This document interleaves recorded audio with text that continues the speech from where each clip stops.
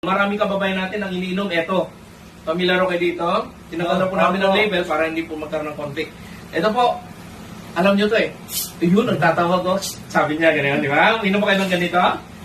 Minom ba kayo ng soft drinks? Opo. Yan, no? So, sa soft drinks, masusubukan natin. Ang tanong, si soft drinks ba, meron po siyang energy? Matest natin. Ready? 1, 2. Wala, meron. Konti. Yeah. Galing po siya sa sugar kasi puro sugar po yung soft drinks. Tanong, ito bang soft drinks acid alkaline?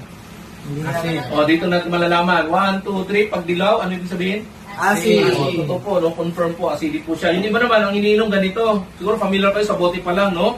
Ikukumpara din po natin, tingnan natin, testing natin. Kasi alam nyo po, ang tao to see is to believe. Ayan po, no? So, lalagay po natin dyan. Titingnan natin kung may energy po yung ininom na yan. Ready? 1, 2.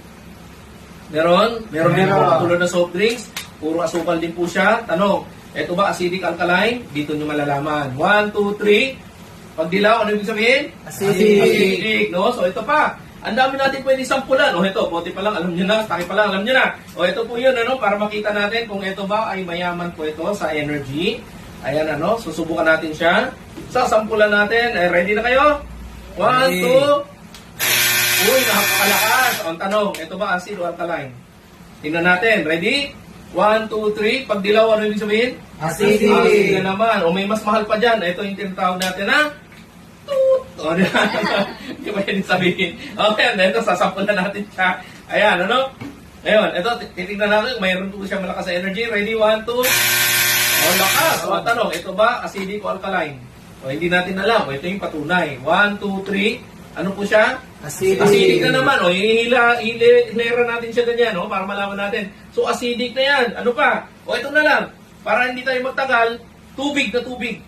Okay, alam natin, ang tubig, wala po siyang energy. Plain water, wala po siyang lakas, wala po siyang asukal, walang laman, di ba? So, ang tanong, ito ba acidic o alkaline? Distilled water.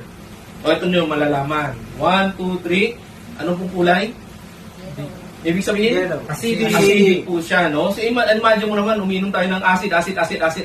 O, tingnan natin si Crystal C kung ito ba, alkaline or acidic. Ready? Alam natin, malakas siya. Tingnan natin.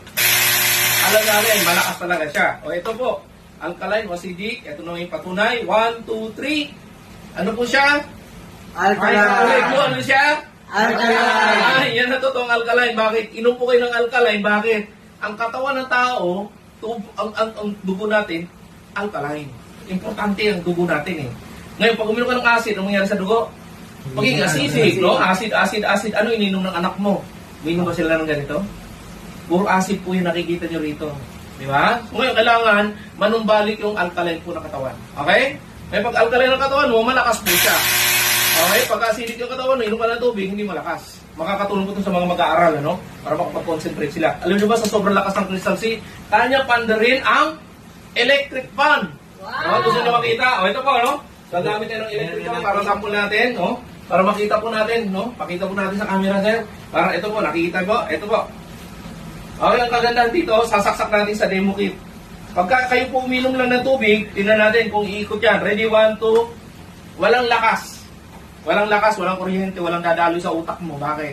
Walang lakas. Ngayon, pagka Crystal C ginamit mo, bukan natin. Ready? 1, 2. Uy!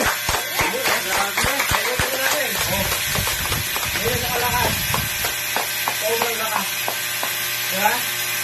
Wow! Diba? O ngayon, baka sabihin ng iba, madaya, walagin natin sa tubig. Ngayon tubig ininom mo, walang lakas, diba? O ito gagawin natin. Ito walang daya to. O pahintuin natin saglit para malaman ninyo talagang totoong-totoo itong sinasabi natin. O, so ayan siya. Ito ko na. O, ready? Patay na tubig. Bubuhayin natin, sir. No? Di ba acidic yan? Pag uminom ka ng Crystal C, ano mangyari sa kanya? Magbabago ng kulay. Kulay green, neutral na. Pagka nag-neutral siya, pag naging alkaline na yan, iilaw, nakaroon ng kuryente. Okay? Maganda, napakaganda. Napakaganda. Palakpakan natin, Crystal C! Yun, no? Kung gusto nyo gumaling yung sakit nyo, ang rayuma, high blood, diabetes, arthritis, lahat po ng sakit. No, gamit po kayo ng Crystal C, no? Magpa-lab test muna kayo bago kayo uminom, and then magpa-lab test kayo after kayo uminom. Okay? So, salamat na marami. I hope na gusto nyo po yung demo namin.